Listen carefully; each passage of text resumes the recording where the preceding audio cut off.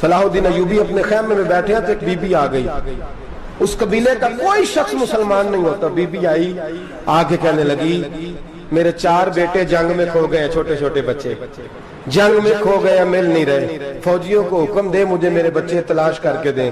صلاح الدین ایوبی نے جھٹ پٹ سر پہ امامہ باندھا، نیزہ پکڑا، سینے بند باندھا، اپنے جبے کو سمیٹا اور باہر کہنے لگی تو کدھر جا رہا ہے؟ کہنے لگا میں خود تیرے بچے تلاش کر کے دوں گا۔ صلاح الدین چند سپاہی ساتھ میں گلی گلی نکلے، گلی گلی فجر کے نکلے، اثر ہو گئی، تھک گئے، 2 نمازیں صحرا میں پڑھی، جنگل کے اندر پہنچے تو ایک کونے میں 4 بچے ایک جگہ ڈرے اور سہمے ہوئے بیٹھے ملے۔ صلاح الدین ایوبی اٹھا کے لائے، ماں کو کہنے لگے تیرے بچے ہیں، نکلا اس لیے تھا کہ میرے نبی نے فرمایا بچے جدا ہوں تو ماں کو درد بڑا ہوتا ہے، اور میرے رسول نے فرمایا تھا جب جنگ کرنے جاؤ تو کھیت برباد نہ کرنا، فصلیں تباہ نہ کرنا، بچوں کو ماں سے جدا نہ کرنا۔ فرمایا میں سوچ رہا تھا تیرے بچے کہیں میری وجہ سے جدا ہو گئے تو مصطفیٰ کو جواب کیا دینا؟ فرمایا تیرے بچے ڈھونڈ کے لایا ہوں۔ بچے ماں کے پاس آنے لگے تو ماں نے بڑے بیٹے کے منہ پہ تھپڑ مارا، کہتا ہے ماں کیا ہوا؟ کہنے لگے تو نے سنا نہیں کہ دشمن کے بچوں کی اتنی حفاظت کرتا ہے، میرے پاس نہ جا، اس کے قدموں میں بیٹھ جا، جس نبی کے غلام اتنے سچے ہیں وہ نبی کتنا سچا ہوگا۔ بنو قریظہ اور بنو نذیر 2 محلے تھے یہودیوں کے، یہودیوں نے بڑی عہد شکنی کی تو نبی پاک صلی اللہ علیہ وسلم نے ان کو بے دخل کر دیا، مدینے سے نکال دیا، مدینہ منورہ سے۔ یہودی نکل گئے مدینہ طیبہ سے، تو جب وہ نکل کے جا رہے تھے تو ان کے مکان، ان کے باغ، ان کی جائیدادیں بچ گئیں۔ نبی پاک علیہ السلام نے انصار مدینہ کو پہلے بلایا، جاگ رہے ہیں نا آپ لوگ؟ پیسے آتے کسی کو برے لگتے ہیں، اب تو یہ بھی حلال حرام کی تمیز بھی اٹھتی جا رہی ہے، جائیداد، باغ، مال، علاقہ خالی ہوا ہے، وہ چلے گئے، اور لوگ تو ڈھونڈتے پھرتے ہیں۔ اللہ خیر فرمائے، شاملار جگہ ملتی نہیں اب شہروں میں، وہ کس کس نے نام کرا لی، کدھر گئی ہے کوئی خبر ہی نہیں، خالی جگہ پڑی ہے۔ میرے نبی پاک علیہ السلام نے پہلے انصار مدینہ کو بلایا، حضور نے فرمایا انصاریوں بہت بڑی جائیدادیں یہودیوں کی، بنو نذیر اور بنو قریظہ محلے خالی ہو گئے، میرا دل کرتا ہے وہ تمہیں دے دوں، اس لیے کہ تم نے اپنے مہاجر بھائیوں کے ساتھ بڑا تعاون کیا، جائیدادیں تم نے دے دی ہیں، مکانات دے دیے ہیں، بڑا کچھ تم نے دیا ہے، میرا دل کرتا ہے وہ تمہارے نام کر دوں۔ تو انصار مدینہ کیا کہنے لگے یا رسول اللہ دے تو ہم نے دیا ہے پر وہ بیچارے جھچکتے ہی رہتے ہیں، وہ جھچکتے ہی رہتے ہیں، کھول کے ہماری چیزیں استعمال نہیں کرتے، تو حضور ہم تو پہلے ہی انصار ہیں، ہمارے پاس بڑا کچھ ہے، آپ مہربانی فرمائیں وہ سارا کچھ مہاجروں کو دے دے مہاجرین کو، ہمیں نہیں چاہیے۔ اب چلے گئے بات کر کے، میرے حبیب پاک نے مہاجروں کو بلا لیا، فرمایا بنو نذیر اور بنو قریظہ قبیلے کی جائیدادیں آئی ہیں، تمہارے پاس بظاہر جو چیزیں ہیں بھی وہ بھی انصار مدینہ کی ہیں، تو میرا یہ خیال ہے کہ وہ سارا کچھ تمہیں دے دیا جائے۔ حضرت ابوبکر صدیق رضی اللہ تعالیٰ عنہ کہنے لگے یا رسول اللہ صلی اللہ علیہ وسلم ہمارے انصار بھائیوں نے ہمارے لیے دل تک کھول دیے ہیں، حضور انہوں نے ہر چیز بانٹ کے ہمارے سامنے رکھ دی ہے، ہم اتنے خرد غرض ہیں کہ سارا کچھ لپیٹ جائیں۔ کہا حضور ہمارے پاس جو مکان ہے وہ ہے، ہم کاروبار کر رہے ہیں، تجارتیں کر رہے ہیں، مزدوریاں کر رہے ہیں، ہم انشاءاللہ اور بنا دیں گے، آپ یہ ہماری طرف سے ہمارے انصار بھائیوں کو گفٹ کر دیں، آپ انہیں دے دیں۔ میرے حبیب کی آنکھوں میں آنسو آ گئے، میرے نبی پاک علیہ السلام رو پڑے، یا رسول اللہ آپ کیوں روتے ہیں؟ فرمایا تمہارا یہ بھائی چارہ قائم رہا تو اللہ اسلام کو بڑی قوتیں عطا فرمائے گا، اللہ طاقتیں دے گا اسلام کو، اگر تمہارا یہ رنگ قائم رہا، یہ انداز، میرے غلاموں تمہارے یہ طور طریقے، ایک بھائی کہتا ہے دوسرے کو، دوسرا کہتا ہے تیسرے کو۔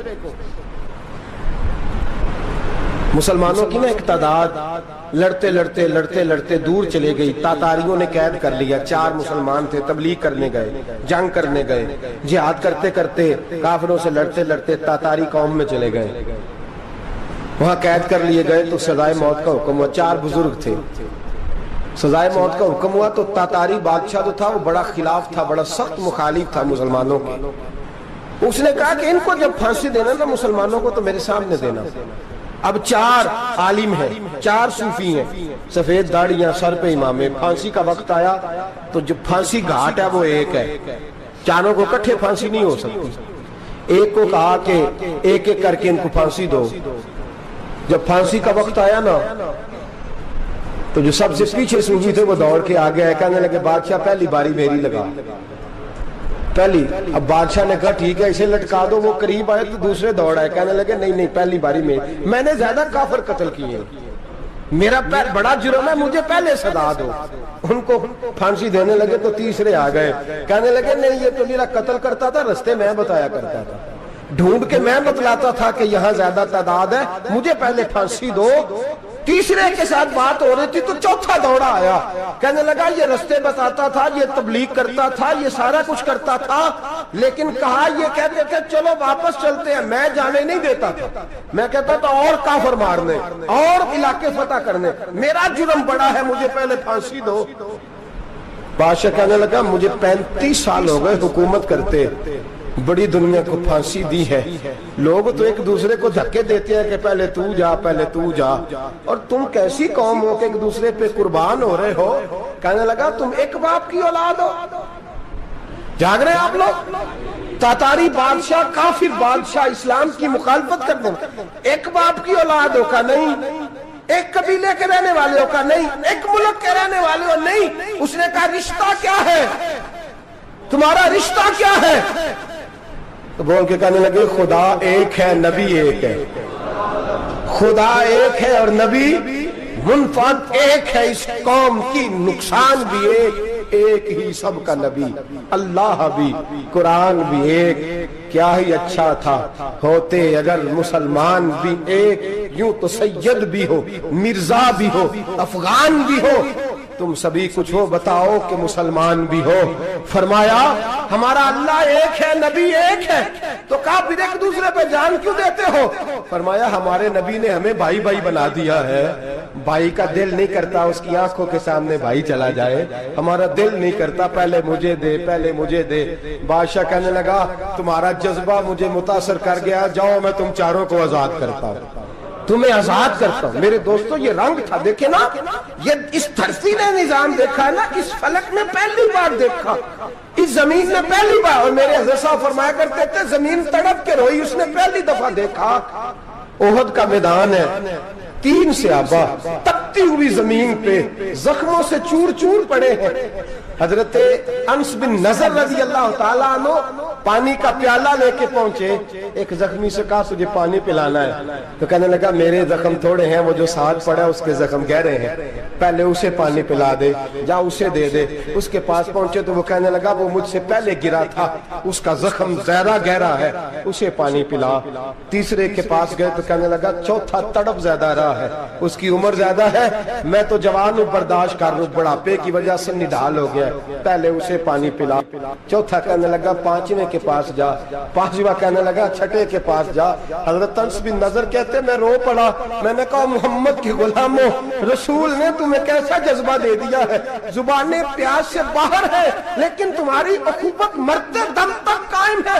کہتے میں 7ویں کے پاس گیا تو کہنے لگا اگر 6 قربانی دے سکتے ہیں تو مجھے خود غرض نہ سمجھ, میں نے نہیں پانی پینا, جا پہلے کے پاس لے جا. کہتے میں پہلے کے پاس آیا تو روح پرواز کر گئی, دوسرے کے پاس آیا تو روح پرواز کر گئی, میں 7ویں تک آیا تو انتقال کر گئے. کہتے ہیں پانی کا پیالہ میں نے اٹھایا اور میں نے زمین پہ رکھا تو میں نے کہا پانی گوا رہنا, محمد کے غلام مر تو جاتے ہیں پر ایک دوسرے کا خیال بڑا رکھا کرتے ہیں, گوا رہنا یہ مر جایا کرتے لیکن ایک دوسرے کا درد. میرے دوستو لٹا ہوا برما, روتے ہوئے مسلمان, سسکیاں اور آہیں لیتی ہوئی مائیں پوچھتی ہیں اے خاصا اے خاصان رسول وقت دعا ہے, امت پہ تیری آ کے عجب وقت پڑا ہے. وہ دین جو بڑی شان سے نکلا تھا وطن سے, پردیس میں وہ دین آج غریب الغربا ہے. فریاد ہے اے کشتی امت کے نگہباں, بیڑا یہ تباہی کے قریب آن لگا ہے. اور کیا خوبصورت جملے کہے تھے کہ نبی پاک صلی اللہ علیہ وسلم نے, حضور نے فرمایا تھا میرا مومن ایک جان کی طرح ہوتا ہے, ایک جان کی طرح ہوتا ہے, ایک کو تکلیف ہو جسم کے ایک حصے کو, سارا حصہ پریشان ہوتا ہے. فرمایا یہ ایک مکان کی طرح ہے, ایک اینٹ دوسری اینٹ کو مضبوط کرتی ہے. فرمایا یہ مضبوط لوگ ہیں, یہ مضبوط لوگ. حضرت عمر فاروق کا زمانہ ہے, ایک آدمی نے سیری بھیج دی, ایک گھر میں بطور تحفہ، قحط کا زمانہ تھا، گوشت ملتا نہیں تھا، جانور، ایک آدمی نے سری بھیج دی ایک آدمی کے گھر میں۔ اس نے کیا کیا؟ اس نے اپنی بیوی سے کہا ہماری تو خیر ہے، ساتھ والا پڑوسی زیادہ غریب ہے، ادھر نہ بھیج دے، یہاں گندم امیر شہر کی ہوتی رہی خراب اور بچی کسی فقیر کی فاقوں سے مر گئی، کہا ساتھ والے پڑوسی کے گھر سے میں کئی دنوں سے بھوک کی آوازیں، وہاں بھیج دے۔ اس کے گھر گئی تو اس کی بیوی شوہر کو مشورہ دیتی ہے، کہتی ہے میرے بچے تو دلیر ہیں، ساتھ والے کے چھوٹے ہیں، وہ گزارا نہیں، ادھر نہ بھیج دیں۔ ادھر گئی، ایک روایت ہے 7 گھر، ایک روایت ہے 21 گھر، 21 گھروں میں گھومتی ہوئی وہ سری پھر پہلے کے گھر میں آ گئی، اور پہلا صحابی کہنے لگا صرف تو نے ہی محمد کا کلمہ نہیں پڑھا، باقی 20 نے بھی پڑھا ہوا ہے، صرف تو نے ہی رسول اللہ سے یہ درس نہیں لیا، باقیوں نے بھی لیا ہے، اور صرف تیرے اندر ہی جذبہ اظہار نہیں، تو ہی صرف مسلمانوں سے پیار نہیں کرتی، سارے ہی پیار کرتے ہیں۔ وہ سری پھر آ گئی، اب کیا کرنا ہے؟ اب کیا کرنا ہے؟ تو امام نبوی نے لکھا ہے، وہ کہنے لگی کرنا کیا ہے، پکاؤں گی میں اور کھائیں گے 21 گھر، پھر بھی اکیلے نہیں کھائیں گے، پکاؤں گی میں اور کھائیں گے 21 گھروں کے مطابق شوربہ پکا، اور پھر برتن میں ڈال کے وہ بی بی ایک ایک گھر کا دروازہ کھٹکھٹاتی ہے، کہتی ہے مصطفیٰ کے غلاموں نکلو باہر اور کھاؤ، اس لیے کہ جس نبی نے مجھے پیار کا حکم دیا اسی نے تمہیں بھی پیار کرنا سکھایا ہے، یہ رنگ چشم فلک نے سکھایا ہے۔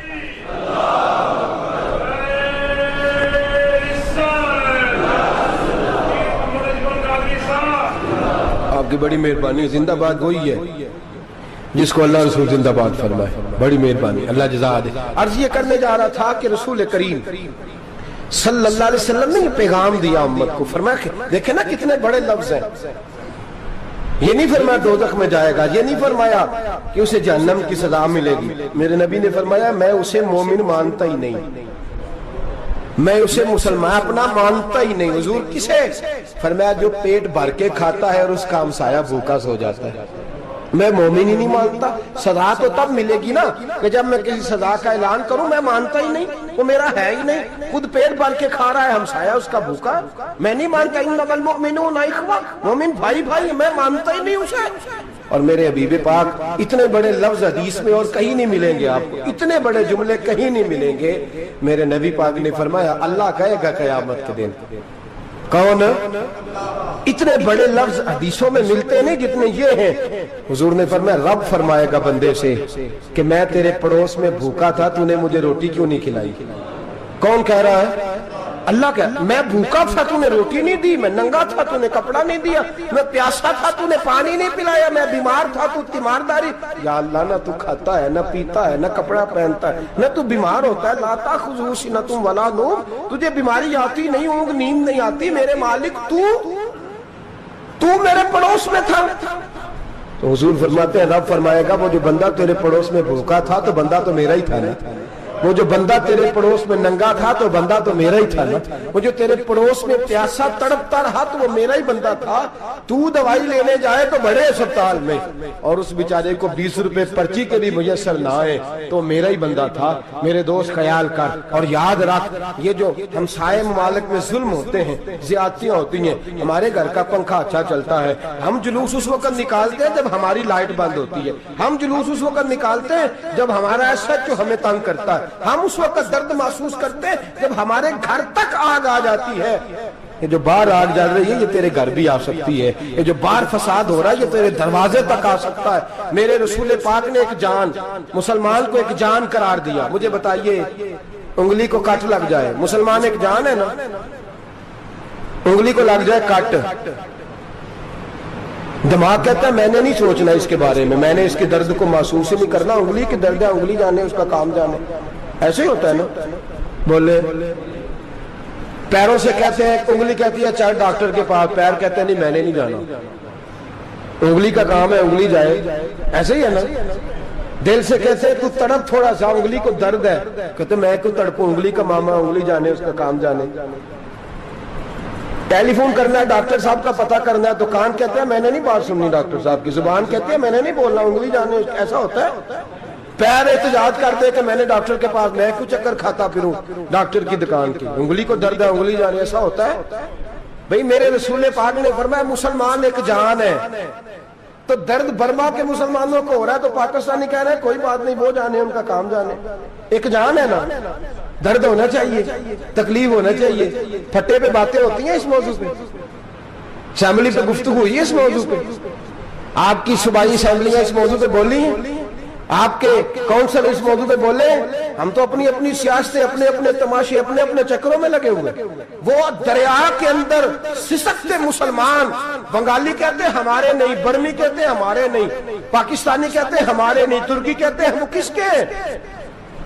وہ کس کے ہیں؟ وہ اللہ کے بندے ہیں، محمد عربی کے غلام ہیں صلی اللہ علیہ وسلم۔ لیکن میرے دوستو، کیا ہمیں کیا غرض ہے؟ وہ جانے ان کا کام جانے۔ یہ جب تیرے پیروں تک آگ آئے گی پھر تجھے پتا چلے گا یہ بڑی سخت آگ ہے۔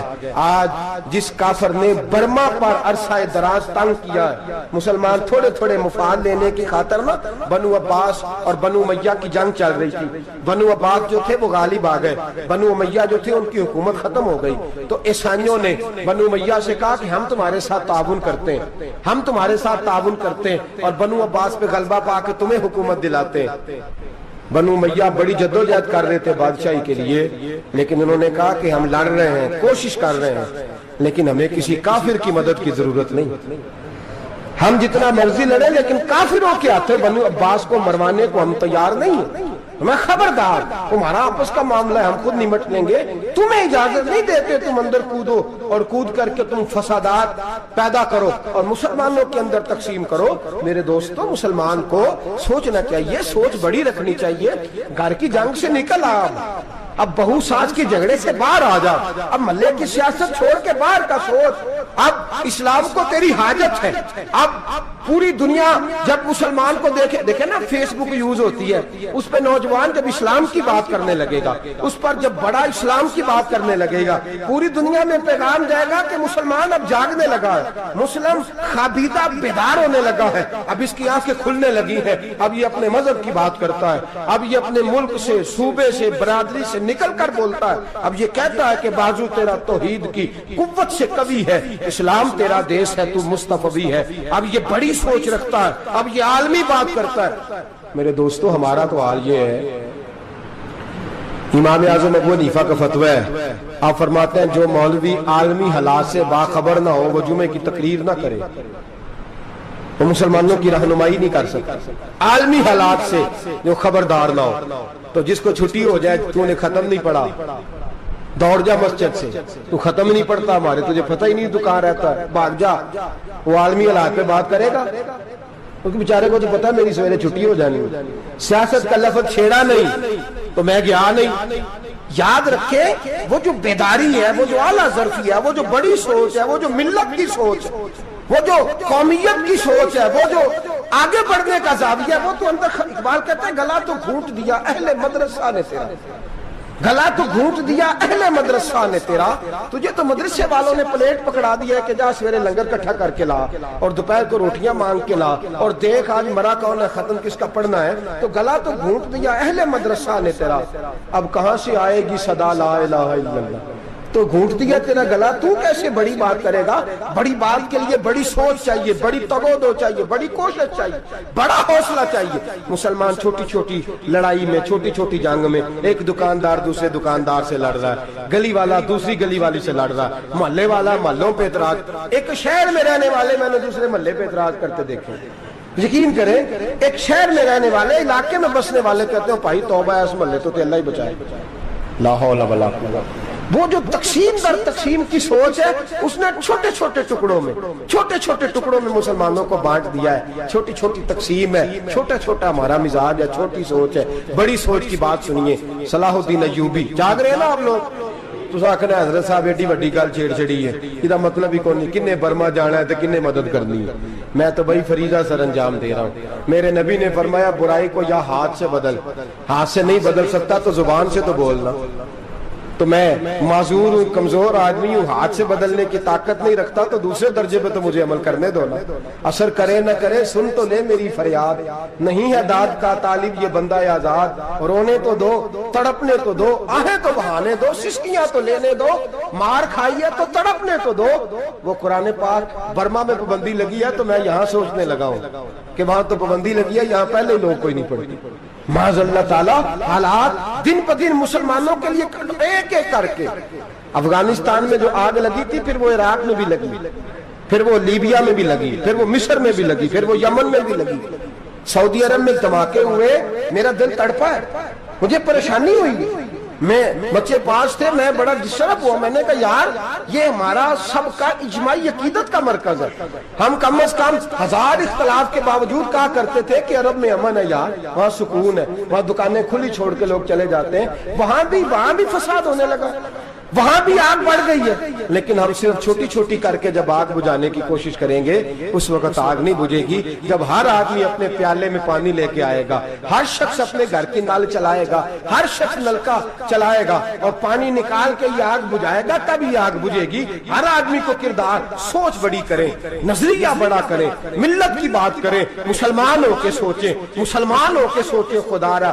نکلیں یہ گھر کے جھگڑوں سے، تھوڑی دیر کے لیے اپنے آپ کو بڑا کریں، بڑی سوچ آپ بنائیں، جب دوستیاں لگائیں، یرانے لگائیں، پھر چھوٹے موٹے حساب سے بچیں۔ بابا بلے شاہ صاحب فرماتے کورے ورک کتاب نہیں ہوندے، کورے ورک کتاب نہیں ہوندے، پتھر دل گلاب نہیں ہوندے، او بلیا یاری سوچ کے لائیں، یارا نال حساب نہیں ہوندے۔ پھر ذرا نکلے اس حساب کتاب سے باہر، بلیا یاری سوچ کے لائیں، یارا نال حساب نہیں ہوندے۔ پھر ذرا بڑا ذہن کریں، چھوڑے اپنے حساب، یبصرون علی انفسہم ولنبلونکم بشیء من الخوف والجوع ونقص من الاموال والانفس والثمرات۔ پھر حساب کتاب سے نکلے، پھر امام علی مقام کی طرح یہ سوچ بنائے کہ حسین کے بچے چلے جائیں تو کوئی حرج نہیں، امت پر آنچ نہیں آنی چاہیے۔ ایک امام علی مقام، کل تک امام میدان میں کھڑے تھے تو اکیلے تھے، لیکن آج پوری دنیا کہتی ہے حسین ہمارا ہے، حسین ہمارا ہے۔ آج نظریہ امام علی مقام زندہ ہے، تو اکیلا ہے تو کھڑا ہو، یہ نہ کہا کر چھوٹی سی مسجد ہے، ایک کونا کا کھڑکاوا، مولانا تقریر کر رہے ہیں تو کیا بنے گا، ایک آواز کہیں سے گونجا کرتی ہے، پھر اس میں تاثیر میرا اللہ پیدا فرما دیا کرتا ہے، پھر اس کے اندر قوت میرا رب پیدا فرما دیا کرتا ہے، پھر اللہ اس میں تاثیر پیدا کر کے 4 دانگ عالم میں پھیلا دیا کرتا ہے۔ صلاح الدین ایوبی، مسلمانوں پہ ظلم ہوا، فلسطین میں آگ لگی اور پورے فلسطین کی گلیاں خون سے بھر گئی، ایک دن کے اندر 70,000 مسلمان قتل ہوا۔ گھوڑوں سے سڑکوں پہ چلا نہیں جاتا تھا، گھوڑے پھسلتے تھے، اتنا خون تھا، اور کچی سڑکیں تھی، اتنا خون تھا، پہلے کچی زمین نے خون پیا، پھر خون اس سے باہر آیا، پھر بھی اتنا سخت 70,000 آدمی قتل ہوا۔ صلاح الدین ایوبی کون تھے؟ میرے غوث اعظم جیلانی کے مدرسے کے طالب علم تھے۔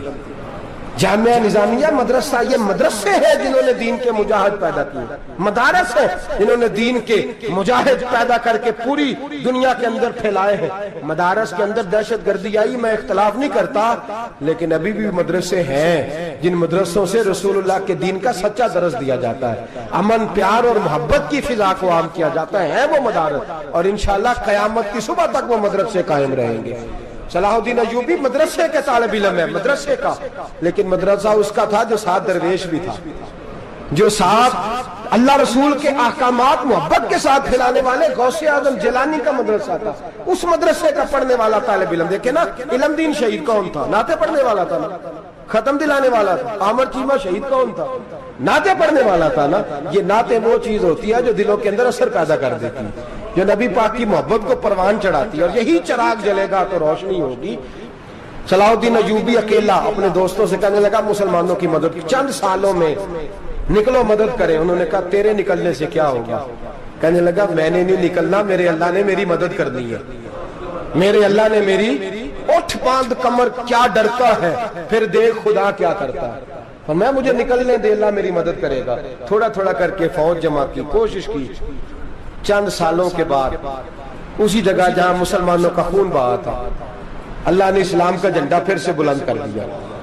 صلاح الدین ایوبی فاتح بن کے مسجد اقصی کے دروازے پہ کھڑا ہے. چند سال گزرے، عیسائیوں کا اپنا وہ ظلم ابھی یاد ہے، اور عیسائی سارے لیڈر کہتے ہیں تیاری کر لو، اب ہمارے بچے کاٹے جائیں گے، عورتیں بیوہ ہوں گی، گردنیں کٹیں گی، اب دیکھنا جتنا خون ہم نے بہایا تھا مسلمان اس سے دگنا بہائیں گے. صلاح الدین ایوبی گھوڑے پہ کھڑے ہیں اور پوچھتے ہیں او عیسائیوں بتاؤ تمہارے ساتھ کیا کروں. گردنیں جھک گئیں، جواب کوئی بھی نہیں. کہا تم نے 70,000 مسلمان ایک دن میں مارا تھا، بولو تمہارے ساتھ کیا کروں. تم نے ایک دن میں مسلمان یوں کاٹے جیسے گاجر مولی کاٹی جاتی ہے، بولو کیا کروں. عیسائی کہنے لگے ہمیں اپنے ظلم یاد ہے، تشدد یاد ہے، بربریت یاد ہے، تو بہتر جانتا ہے تو نے کیا کرنا ہے. صلاح الدین ایوبی گھوڑے پہ فاتح کھڑا ہے، آنکھوں میں آنسو آئے، تڑپ کے رویا، کہنے لگا میں تمہارے ساتھ وہی سلوک کروں گا جو میرے مصطفیٰ نے قریش مکہ کے ساتھ فرمایا تھا. لا تصریب علیک، جاؤ تم پر کوئی زیادتی، جاؤ تم آزاد ہو. اس نے کہا تو کر کیا رہا ہے؟ کہنے لگا میں کیا کروں، میں اس محمد کا ماننے والا ہوں جس نے معاف کرنا سکھایا ہے صلی اللہ علیہ وسلم. میرے پیروں میں زنجیر ہے رسول اللہ کی غلامی کی، جاؤ تم آزاد ہو. اس نے کہا تم آزاد ہو. لوگوں نے کلمہ پڑھنا شروع کر دیا، اشہد ان لا الہ الا اللہ واشہد ان محمدن عبدہ. سارے قبیلے کے کچھ نہ کچھ لوگ مسلمان، ایک قبیلہ رہ گیا مسلمان نہیں ہوتا. صلاح الدین ایوبی اپنے خیمے میں بیٹھے ہیں تو ایک بی بی آ گئی، اس قبیلے کا کوئی شخص مسلمان نہیں ہوتا. بی بی آئی، آگے کہنے لگی میرے 4 بیٹے جنگ میں کھو گئے ہیں، چھوٹے چھوٹے بچے جنگ میں کھو گئے ہیں، مل نہیں رہے، فوجیوں کو حکم دے مجھے میرے بچے تلاش کر کے دیں. صلاح الدین ایوبی نے جھٹ پٹ سر پہ امامہ باندھا، نیزہ پکڑا، سینے بند باندھا، اپنے جبے کو سمیٹا اور باہر. کہنے لگی تو کدھر جا رہا ہے؟ کہنے لگا میں خود تیرے بچے تلاش کر کے دوں گا. صلاح الدین چند سپاہی ساتھ گلی گلی نکلے، گلی گلی فجر کے نکلے، اثر ہو گئی، تھک گئے. 2 نمازیں صحرا میں پڑھی، جنگل کے اندر پہنچے تو ایک کونے میں 4 بچے ایک جگہ ڈرے اور سہمے ہوئے بیٹھے ملے. صلاح الدین ایوبی اٹھا کے لائے، ماں کو کہنے لگے تیرے بچے ہیں. نکلا اس لیے تھا کہ میرے نبی نے فرمایا بچے جدا ہوں تو ماں کو درد بڑا ہوتا ہے، اور میرے رسول نے فرمایا تھا جب جنگ کرنے جاؤ تو کھیت برباد نہ کرنا، فصلیں تباہ نہ کرنا، بچوں کو ماں سے جدا نہ کرنا. فرمایا میں سوچ رہا تھا تیرے بچے کہیں میری وجہ سے جدا ہو گئے تو مصطفیٰ کو جواب کیا دینا. فرمایا تیرے بچے ڈھونڈ کے لایا ہوں. بچے ماں کے پاس آنے لگے تو ماں نے بڑے بیٹے کے منہ پہ تھپڑ مارا. کہتا اماں کیا ہوا؟ کہنے لگے تو نے سنا نہیں کہ دشمن کے بچوں کی اتنی حفاظت کرتا ہے، میرے پاس نہ جا، اس کے قدموں میں بیٹھ جا. جس نبی کے غلام اتنے سچے ہیں وہ نبی کتنا سچا ہوگا، جس نبی کے نوکر اتنے کھڑے ہیں وہ نبی کتنا کھڑا ہوگا. جا کے کلمہ پڑھ لے. میرے دوست یہ اسلام ہے، اس نے غیروں کا درد بھی اپنے سینے میں رکھا. اقبال کہتا ہے سارے زمانے کا درد ہمارے ہی سینے میں ہے. برما کا مسلمان ہو یا عراق، لیبیا، افغانستان، کشمیر کا مسلمان ہو، میرے دوست وہ غیر نہیں ہے، وہ تیرا اپنا ہے. اس کا رنگ نہ دیکھ، اس کی بولی نہ دیکھ، اس کا قبیلہ اور علاقہ نہ دیکھ. دیکھ کہ وہ تیرے رسول کا کلمہ پڑھتا ہے، وہ دیکھ کہ وہ کعبے کی طرف منہ کر کے نماز پڑھتا ہے. دیکھ کہ تیرا اور اس کا نصاب زندگی قرآن ایک ہے.